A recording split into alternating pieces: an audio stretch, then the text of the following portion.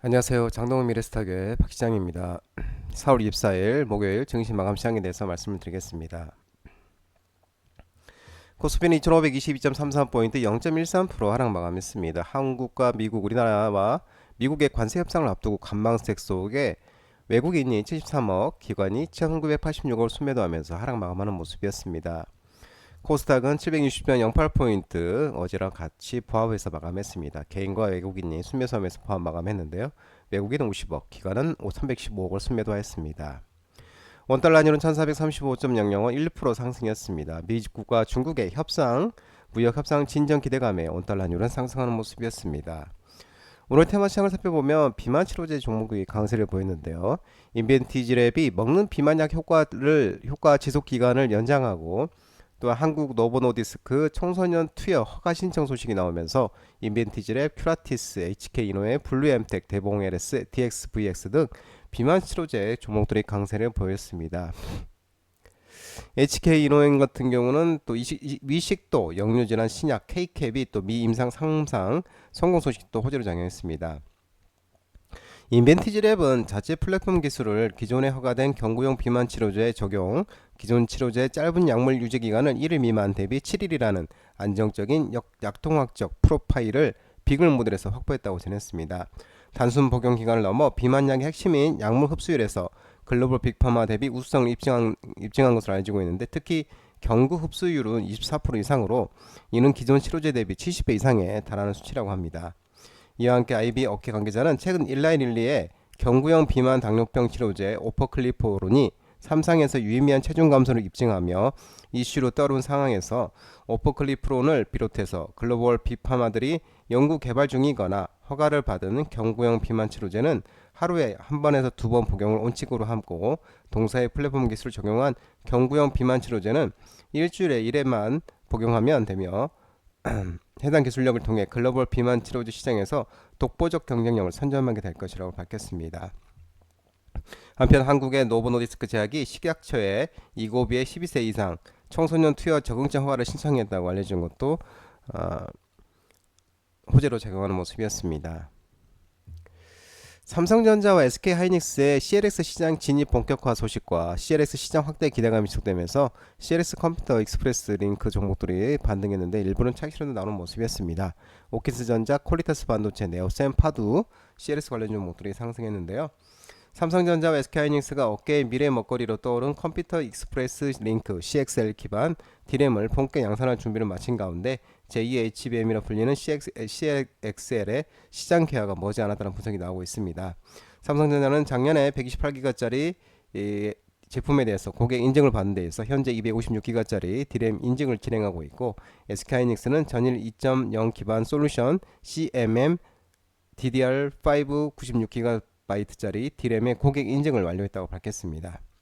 SK하이닉스 이 제품에 대해서 기존 DDR5 모듈 대비 용량이 50% 늘어나고 대역폭도 30% 확장되면서 초당 36기가 데이터를 처리할 수 있고, 이 제품을 데이터 센터에 적용하면 운영 비용 등을 대폭 줄일 수 있다고 설명했습니다. 문체부가 2025년에서 30년 동안 2030년까지 애니메이션 산업 진흥 계획 기본 계획 발표 소식이 나오면서 웹툰 영상 콘텐츠 종목들이 반등이 나왔는데요. 미스터블루, 타콘미디어, 대원미디어, 와이랩, SMG 엔터 종목들이 반등이 나왔습니다.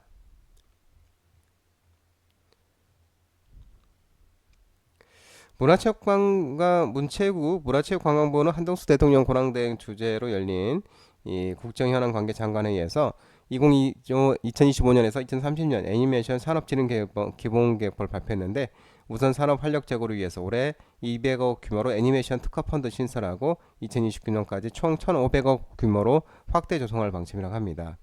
아울러 영유아 중심의 콘텐츠 편중을 해소하기 위해서 청장년층 대상 애니메이션 제작 지원을 확대하고 온라인 동영상 서비스, OTT 및 쇼폼 콘텐츠 등 다양한 플랫폼에 적합한 콘텐츠 제작을 유도할 계획이고, 또한 웹툰, 앱소설 등과의 전환, AI를 활용한 파생작 제작을 통해 우수 애니메이션의 세계관 확장도 지원할 예정입니다.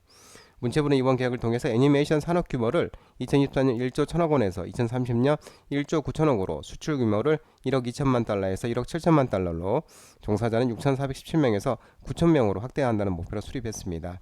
한편 국내 웹툰이 세계 시장에서 영향을 미칠 소프트 파워도 떠오르고 있는데, 최근 정치권에서 웹툰 산업 투자를 약속하면서 국내 웹툰 업계의 서비스 확장과 성장에 관심이 커지고 있습니다. 이재명 더불어민주당 대선 경선 후보가 지난 18일 대구에서 웹툰 진흥 간담회를 열고 웹툰을 포함한 문화예술 창작청 과정에서 국가 지원을 강화하겠다고 밝힌 바가 있습니다. 메타와 스레드 광고 본격 소식이 나오면서 광고 관련 종목이 반등했는데요.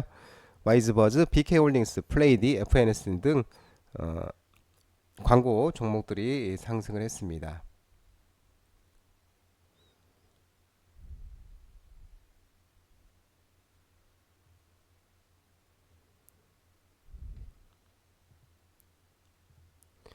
국내 주요 조선업체 1분기 호실적의 그 조선종 기자재 종목들이 상승을 했는데요. H현대미포, HD한국조선해양, HD현대중공업, 세진중공업, HD현대마린엔진, 한국카본, 동성화인텍 등 조선 기자재 종목들이 상승을 했습니다.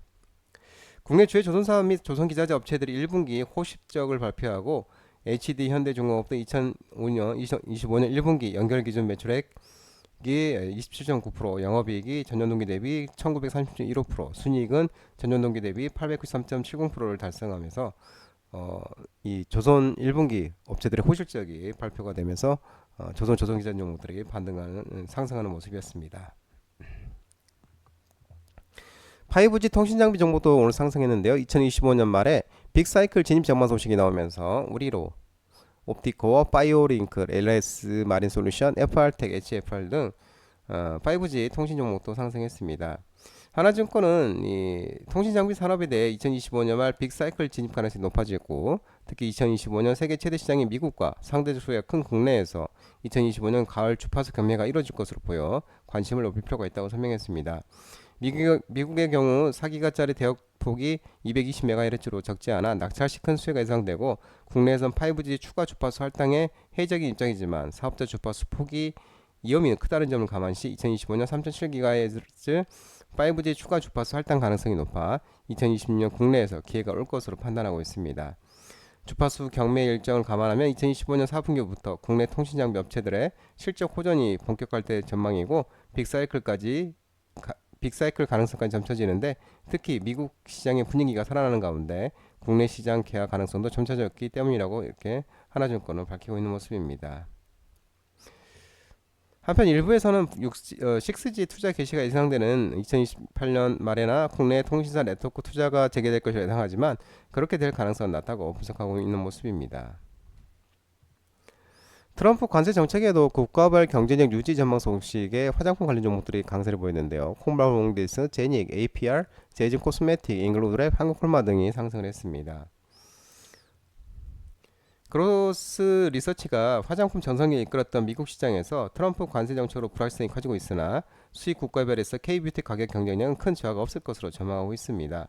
트럼프는 이기정부 국가별 상호 관세율이 한국은 25%, 프랑스 20%, 캐나다 25%, 이탈리아 20%, 멕시코 25%로 대부분 우리나라와 유사한 수준이고, 오히려 중국의 경우는 145%의 관세를 부과함에 따라 중국 제품의 경쟁력이 매우 떨어져 이에 대한 반사이익을 볼 수 있다고 밝혔습니다. 따라서 경쟁력이 있어 큰 악화는 없을 것으로 전망되고, 아직 K뷰티 수출력을 의심하기엔 이르다고 그로리서치는 판단하고 있습니다. 밸류에이션 회복 전망 소식에 소매 유통 관련 종목들이 상승했는데요. 이마트, 현대백화점, 신세계, 롯데쇼핑 등 종목들이 상승했습니다. 한국투자증권은 유통 섹터에 대해 작년보다는 모든 것이 유리한 상황이라고 분석하면서 특히 출산율 회복이 이어지는 중이고, 출산율의 반등은 유통 섹터에 긍정적이라고 설명하는 모습입니다. 소매산업이 주된 시장인 유통기업한테 출산율의 하락은 밸류에이션의 하락 요인이기 때문에 올해 섹터의 주가가 반등하긴 했지만, 지난 10년을 놓고 보면 주가는 지속적으로 우상했고, 향후 출산율 회복이 이어진다면 유통 섹터의 밸류에이션 또한 회복될 수 있을 것으로 전망하고 있습니다. 국내 진단업계 제품 연구개발 역량 입증 소식에 코로나19 진단키트 종목들이 강세를 보였는데요. 시젠, 유바이로직스, 나노엔텍, 바디텍 매트 종목들이 상승을 했습니다. 국내 바이오 진단 기업들이 종양과학 분야에서 제품력과 연구개발 역량을 입증하고 있는데, 해외 유력 학회와 시장 진출에 속도를 내면서 실적 성장에 대한 기대감을 높이고 있습니다.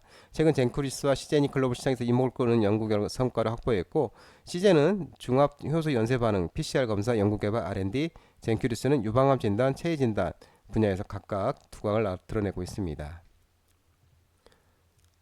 이재명 더불어민주당 대선 예비 후보가 국가 AI 컴퓨터 센터 확정 소식이 나오면서 지능형 로봇 AI 종목들이 상승했습니다.